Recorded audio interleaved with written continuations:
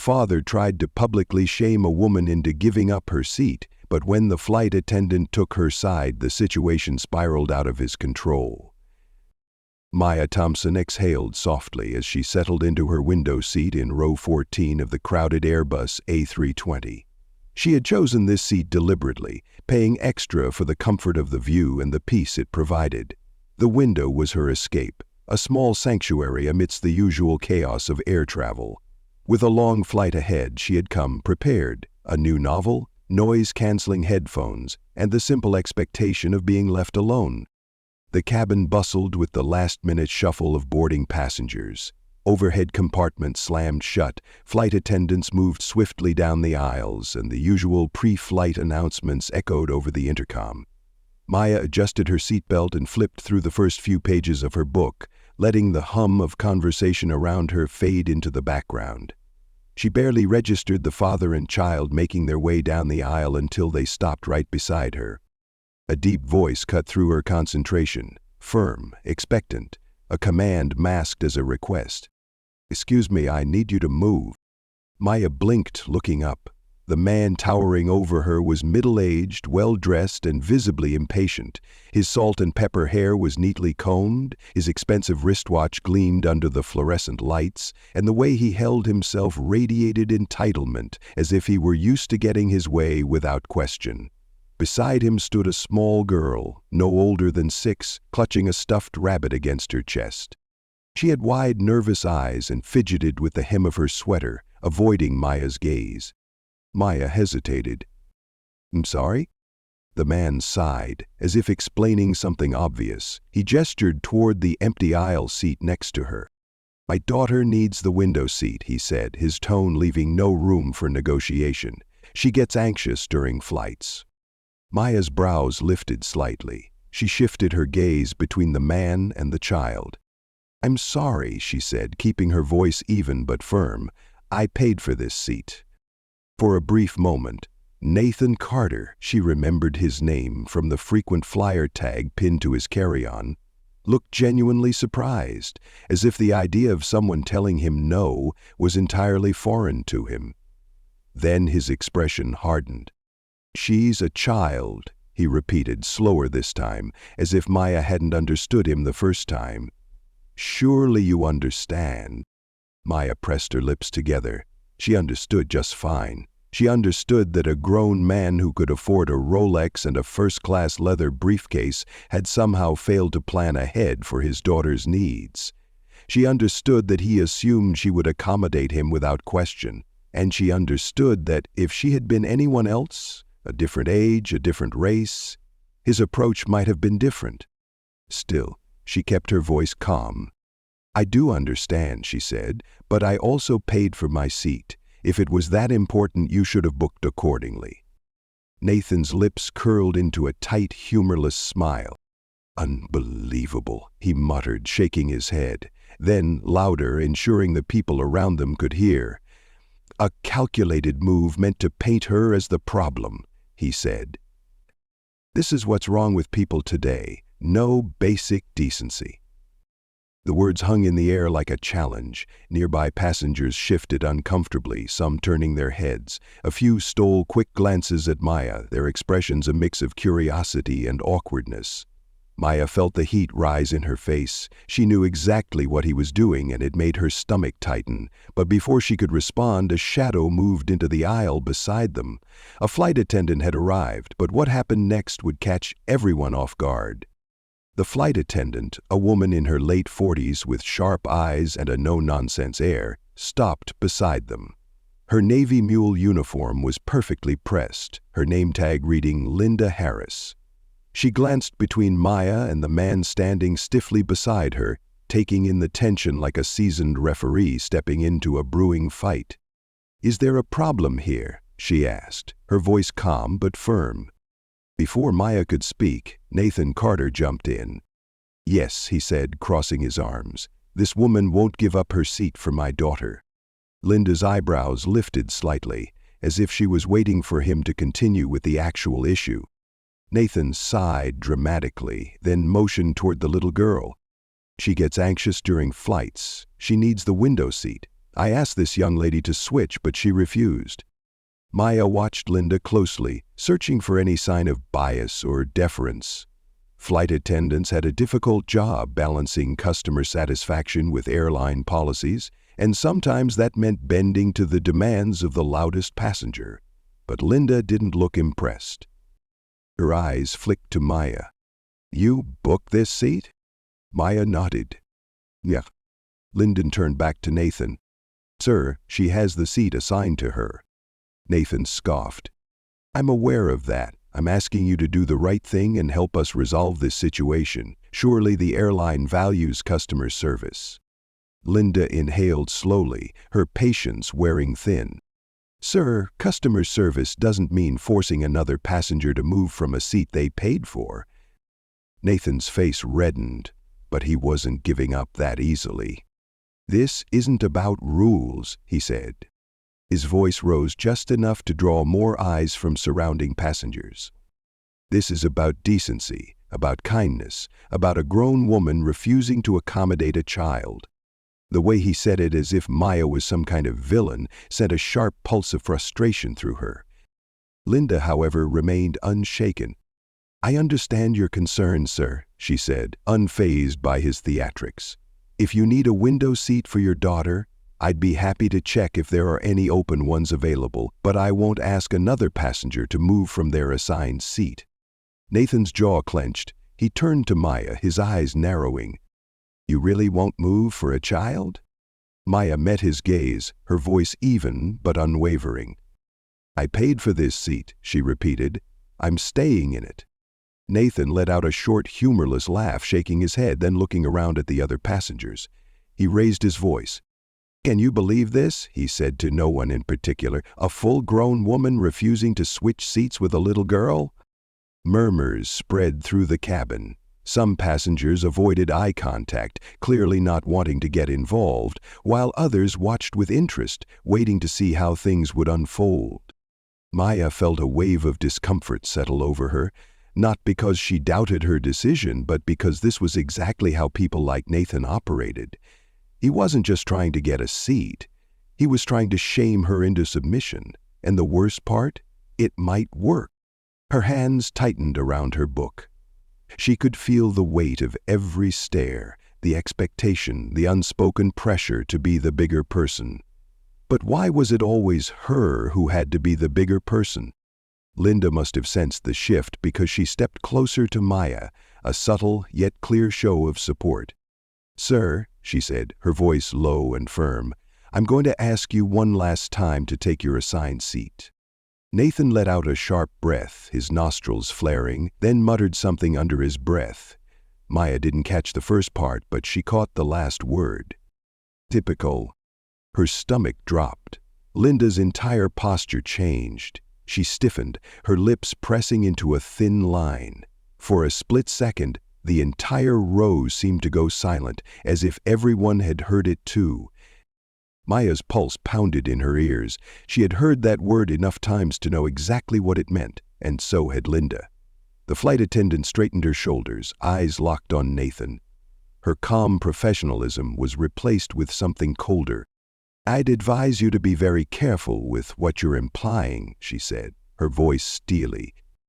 The energy in the cabin shifted. The murmurs turned into whispers, but before anything else could be said, another voice entered the conversation, one that would change everything. A voice from the row behind them cut through the tension. "She said she paid for her seat," a man spoke up, his tone even but firm. Maya turned slightly, catching a glimpse of the speaker. He was middle-aged, wearing a dark green hoodie and wire-rimmed glasses, sitting in an aisle seat with his arms crossed. He wasn't looking at Nathan, he was looking at Linda, as if expecting her to shut this down once and for all. Linda nodded slightly, acknowledging the support but keeping her focus on Nathan. "Sir, I'm going to need you to lower your voice," she said. Nathan exhaled sharply, shaking his head as if he couldn't believe what was happening. He turned his frustration toward the growing audience. "This is ridiculous," he said, gesturing around as if looking for allies. "No one here thinks it's wrong for a grown woman to refuse to switch seats with a 6-year-old." A few passengers shifted in their seats, clearly uncomfortable, but no one else spoke up. That wasn't good enough for Nathan. "This is the problem with society today," he continued, his voice loud enough to carry down the aisle. "People are so selfish, so unwilling to do something small to help someone else," Nathan said, his voice rising just enough to draw more attention from the surrounding passengers. Maya felt a wave of anger rise in her chest, not just because of what he was saying, but because she could feel the unspoken pressure he was trying to build around her. She could see it in the way some passengers avoided looking at her directly, how some hesitated as if considering his words. It would be so easy for them to side with him, to frame this as a matter of basic kindness, not entitlement, to make her the villain. Maya took a slow breath, steadying herself. "I'm not selfish," she said, her voice calm but unwavering. "I paid for this seat just like everyone else here. If the seat was so important, you should have booked it ahead of time." The man in the green hoodie nodded slightly, as if satisfied with her response. Nathan, however, was far from satisfied. "You have no shame, do you?" he muttered, his face flushing red with frustration. Maya's grip on her book tightened, her fingers pressing into the cover. Then, a woman across the aisle spoke up. "She's right," the woman said, her voice carrying through the cabin. "Seats aren't assigned randomly. If you wanted the window, you should have booked it." Nathan snapped his head toward her, his frustration shifting targets. "She's a child," he repeated, his voice fraying at the edges. "I shouldn't have to plan around selfish people." Maya let out a quiet breath, forcing herself to stay calm. She had seen this tactic before. Twist the situation, make it about morality, make it about the bad person refusing to accommodate the good person. But something was shifting. More passengers were looking at Nathan now, their expressions ranging from annoyed to outright irritated. Some whispered among themselves, shaking their heads. Nathan felt his confidence wavered just slightly. But before he could recover, Linda stepped forward. "I need you to take your assigned seat now, sir," she said, her tone final. Nathan hesitated. He was losing ground and he knew it, but he wasn't ready to let go without one last attempt. He turned back to Maya, his voice lower but laced with venom. "You know what? Keep your seat," he said. "I wouldn't want my daughter sitting next to someone like you anyway." The words hit harder than Maya expected. She felt a cold, sharp anger rise in her chest, and she wasn't the only one who noticed. Linda's posture stiffened instantly. "That's it," Linda said, her voice sharp with authority. "Sir, I need you to come with me." Nathan blinked, thrown off. "What?" "You can either move to your assigned seat now, or we'll have to speak with the captain." A new kind of tension filled the air. The kind that came when someone realized they had pushed too far. Nathan opened his mouth, but no words came out. For the first time since this started, he looked genuinely uncertain. But uncertainty wasn't the same as surrender, and Nathan Carter was not the kind of man to surrender easily. Something was about to give. For a moment, Nathan just stood there, his face twisted between indignation and disbelief. He hadn't expected this, the pressure, the pushback, the sudden turn of the crowd. And now, with Linda's voice firm and unwavering, the power he thought he had, it was slipping. "You want me to come with you?" he repeated, his voice lower now, as if he was testing how much authority she really had. Linda didn't blink. "Yes, sir." Maya could see the shift happening in real time, the way Nathan's mind was working, calculating his next move. He knew he was dangerously close to making this situation much worse for himself. But men like him, they didn't like losing. Instead of stepping aside, he played his last card. "I just find it interesting," he said, raising his voice again, "that you're siding with her. I bet if the roles were reversed, we'd be having a very different conversation." The air in the cabin thickened. Maya felt her stomach twist, but she didn't react. She refused to give him the satisfaction. Linda, however, was done playing.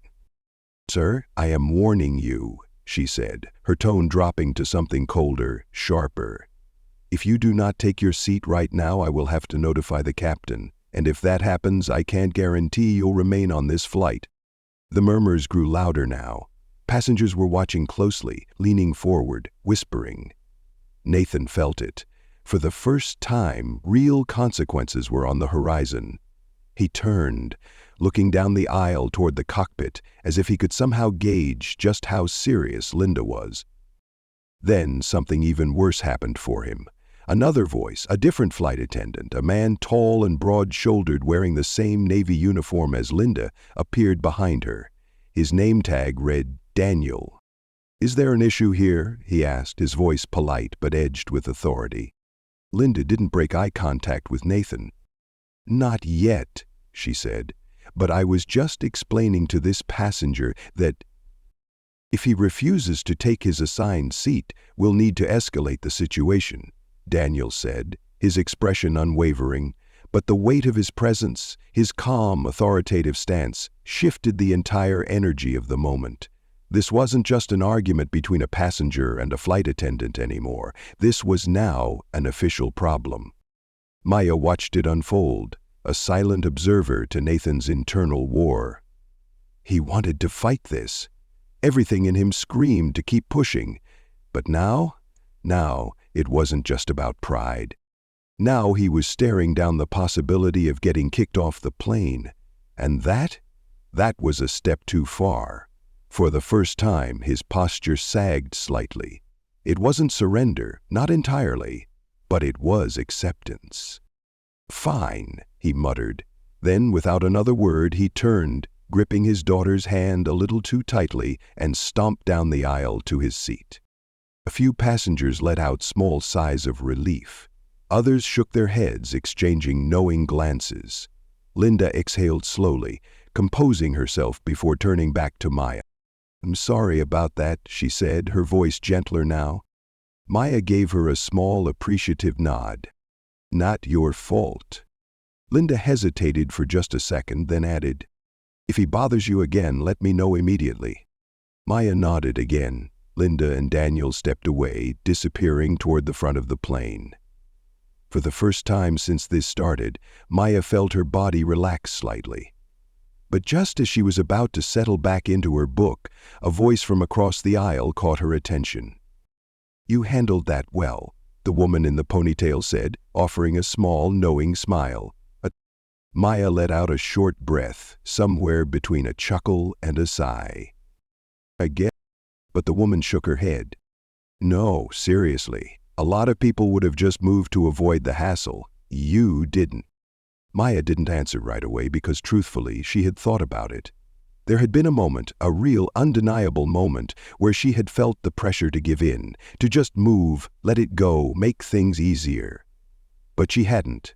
And now it was over. Or so she thought. But Nathan Carter wasn't done just yet. Maya let out a slow breath, adjusting in her seat, but the tension in her shoulders refused to fade. Even with Nathan storming off, even with Linda making it clear that she had done nothing wrong, there was something about the whole situation that left a bitter taste in her mouth. She glanced toward his seat 4 rows ahead on the opposite side of the aisle. He was stiff in his chair, arms crossed, jaw tight. His daughter sat next to him, still clutching her stuffed rabbit, quiet, eyes down. Maya felt a flicker of something. Pity, maybe? The girl hadn't asked for any of this. She had just been dragged into her father's mess. But any sympathy she might have had vanished the second Nathan turned his head, caught her gaze, and sneered. He mouthed something. Maya didn't hear it, but she didn't have to. She knew the tone, knew the look. A sharp, dismissive shake of his head, like she was beneath him, like she was the problem. Maya turned back toward the window, gripping the armrest. She wasn't going to let him get to her. She refused. But then he did something she didn't expect. Nathan stood up. Passengers in his row glanced up, confused. A flight attendant near the front immediately took notice. "Sir, I need you to remain seated," she said, stepping toward him. Nathan didn't listen. He walked right past her down the aisle toward Maya. The shift in energy was instantaneous. Passengers turned their heads, eyes tracked him. Linda, who had been helping an elderly couple with their luggage, stiffened the second she saw him approaching. Maya didn't move. didn't react, but her pulse kicked up fast and sharp. "What the hell is he doing?" Nathan stopped at her row, gripping the seat in front of her, leaning in just slightly. The tension was palpable. For a split second, it was just the two of them, locked in a silent battle. And then he spoke. "You must be really proud of yourself," Nathan said. Maya didn't blink, didn't flinch, didn't give him the satisfaction of reacting. Instead, she lifted a brow. "Excuse me?" Nathan exhaled sharply, as if barely keeping himself in check. "You sit here pretending to be the victim," he muttered, his voice just low enough that only she could hear. "But we both know what's really going on," Nathan said, his voice low but laced with venom. Maya felt her fingers curl into the armrest. This wasn't about the seat anymore, it never had been. This was about control, about ego, about a man who had never been told no before and was unraveling because of it. Maya parted her lips to respond, but before she could, Linda's voice rang out. "Sir, step away from the passenger seat now." The command was sharp, final. Nathan didn't move for a moment. Maya thought he was going to push it further, escalate it to something worse. But then Daniel appeared again, and this time he wasn't asking. "Sir, if you don't return to your seat immediately, we'll have no choice but to remove you from the aircraft." A collective hush settled over the cabin. Maya could feel the weight of every single passenger's stare. This wasn't just an argument anymore. This was a scene. Nathan's face burned red. For a second he looked like he was about to argue, chest rising, lips parting, but then he made a decision. With one last glare at Maya, he muttered, "You're unbelievable." Then he turned on his heel and stormed back to his seat. Daniel watched him the entire way. Linda exhaled. "Are you okay?" Maya finally let out a breath she hadn't realized she was holding. "I'm fine," she said, even though her hands were still tense. Linda nodded once, then exchanged a look with Daniel, and then just as Daniel reached for his radio, Nathan made one final mistake. He muttered something, not loud enough for the whole plane, not loud enough for the passengers in front of him, but loud enough for Linda and Daniel to hear, loud enough for Maya to catch the sharp inhale. Linda took the way Daniel's expression shifted instantly. He didn't even hesitate. He raised his radio to his mouth. "Captain, we have a situation." And just like that, Nathan Carter's flight was over before it even began. The tension inside the cabin thickened to the point of suffocation. Passengers stopped whispering. Some leaned forward in their seats. Others craned their necks to see what would happen next. Daniel's radio crackled. "Copy that. Hold him at the front until we can coordinate with ground staff." Maya's heart pounded. Linda and Daniel moved quickly, stepping toward Nathan, who was still rigid in his seat, eyes locked straight ahead, as if refusing to acknowledge what was happening. "Sir," Daniel said, his voice calm but unyielding, "I need you to collect your belongings and step into the jet bridge." Nathan didn't respond. "Sir," Lyndon tried, giving him one last chance to cooperate. Nothing. Passengers exchanged uncertain glances. The little girl beside him clutched her stuffed rabbit, her eyes darting from her father to the flight attendants. Maya felt something stir in her chest, not sympathy, not pity, but exhaustion. It should have never gotten this far. A seat, it was just a seat. And yet, because one man refused to accept being told no, it had escalated into this. Daniel leaned in. "Mr. Carter, if you refuse to comply, we will be forced to call security." That did it. Nathan sucked in a sharp breath, his hands gripping the armrest so tightly his knuckles turned white. Then, slowly, painfully slowly, he unbuckled his seatbelt. He stood, jaw tight, shoulders stiff with humiliation. "Let's go," Daniel said, stepping aside to let him pass. Nathan took one step forward, then hesitated. And for a moment, just a split second, Maya thought he was about to turn and say something to her, but then he just shook his head and walked away. Passengers watched in silence as he was escorted to the front of the plane. Maya let out a breath she hadn't realized she was holding. Linda lingered for a second longer. "If you need anything, let us know." Maya nodded. "Thank you." Then the flight attendant turned and followed Daniel toward the front. The murmurs started as soon as they were gone. Passengers whispered to each other, some shaking their heads, some muttering things Maya couldn't quite make out. But then a voice from across the aisle spoke up. "About time," the woman with the ponytail muttered, shaking her head. A man in the row behind her let out a low chuckle. "Had that coming." A few others nodded in agreement. But Maya, she just turned back toward her window, letting the moment sink in. She wasn't proud of what happened. She wasn't happy about it either. She was just tired. Because she knew if she had reacted any differently, if she had raised her voice, if she had done anything other than sit quietly and hold her ground, this story might have ended very, very differently. That was the part that stung the most. And yet, despite it all, despite the stress, the confrontation, the humiliation Nathan had tried to force upon her, she didn't regret a thing, because in the end, she hadn't moved, and that was enough. This story isn't just about a man who lost his temper over a seat. It's about power, about ego, about how some people will do anything to avoid being told no. And for people like Maya, saying no, standing firm, refusing to shrink, refusing to give in to pressure, can sometimes feel like an act of defiance. But it shouldn't. Because respect isn't optional.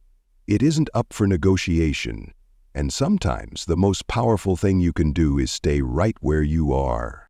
If you've ever had an experience like this, or if you've ever witnessed one, I want to hear about it. Drop your thoughts in the comments below, and if you want more stories like this, make sure to subscribe for more.